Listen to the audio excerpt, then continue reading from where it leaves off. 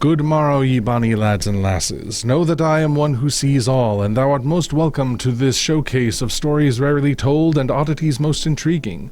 Wilt thou stay with me a while and dwell upon a tale in which a pair of star-crossed lovers run afoul of a king among monsters? Join me as we dwell upon the tragedy of Romeo and Juliet and Godzilla. Of story, no summary is needed. Of every tale told within the globe, this one of young love met with despair is known to all. In this retelling, Verona is beset upon by great Godzilla and majestic Mothra, who meet as our iconic lovers do. Yet what cruel fate betrays them as they are separated when the house of Capulet unleasheth their mechanical monstrosity made in the mocking image of the king? Woe unto those who meddle in the affairs of Titans. Aye, but be there more to this sordid yarn than this? What more might there be? Struth within these pages be a plain retelling of Romeo and Juliet, though abridged so it may be told in swift manner. All important moments remain, though many a fine speech be lost. Yet the tale is true to the work of the bard, apart from such times as dragons intervene. As for those fell beasts that skulk among the earth and sky, they reside mainly in the backdrop. Godzilla is ever present, his tirade through Verona unceasing as he seeks the enchanted Mothra for reasons known only to him. Briefly doth his mighty footsteps bring him to the forefront of the stage, yet always doth he steer the play towards its bitter end. Behold how it is he who kills the friar's messenger ere he could tell Romeo of his fair Juliet's plan, or how Tybalt is slain when the king wrestles gainst his clockwork twin, and Romeo is made fortune's fool regardless. Yet perhaps the scribe called Adam Tierney knew well to mirror the lovers with the monsters. The rage of Godzilla doth stem from the horrid way in which Mothra is struck down and chained within the Capulet court. When she be freed, then is their foe of iron and wood defeated, and their full wrath unleashed upon Verona in retribution. Capulet and Montague alike burn as penance for this slight against nature, and so none are left to grieve the lovers whose fate was always sealed. Well, when the players are all dead, there need none to be blamed. Wise words from a wise man, O bonny worm. Call you me worm, sir? I do, spelled with a Y. Ah, then there is no offense.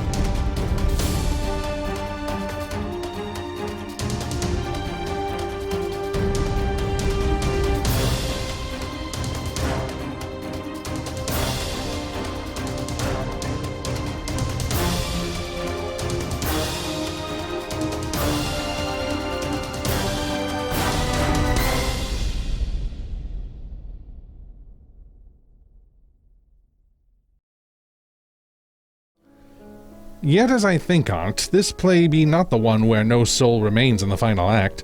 Would that this had been Hamlet instead for it to work? Perhaps this darker ending is better suited to another of the bard's scribblings, but ours is but to observe and nothing more. And if I am aright, we also see a merry sprite, that Robin Hood fellow. Is not that he? He comes indeed, though but in brief. This be a tale in which Crusader Robin findeth himself in the company of Godzilla. But this be only one scene of a greater tale told cross many folios, the end of which hath not yet been seen by any. For us, the play's the thing. Though it be strange to see a Titan in the globe, it is not unwelcome. But what of I, who hath already told such a tale? My play of Tiberius the Monkfish was writ down in my absorded absurdities years ago, and yet no mention among the scholars. Is this mine own tragedy? Am I to forever live within the shadow of Titans? Fool. What say you, Sarah? I say thou art a fool and a knave. Thou canst not be a man to weep at thine own obscurity. This be not what the people came to see. Must thou be so stern in thy rebuke? This is how to kill a host with kindness. Aroint thy sobbing and be done. Why, right, you are in the right. 'Tis not my place to take pity upon wretches, least of all myself. 'Tis all one. This folio is finely written, and respecteth both the bard and the king in equal measure. If thou lovest either or both, 'tis worth thy time. Give me your hands if we be friends, and Omni shall restore amends.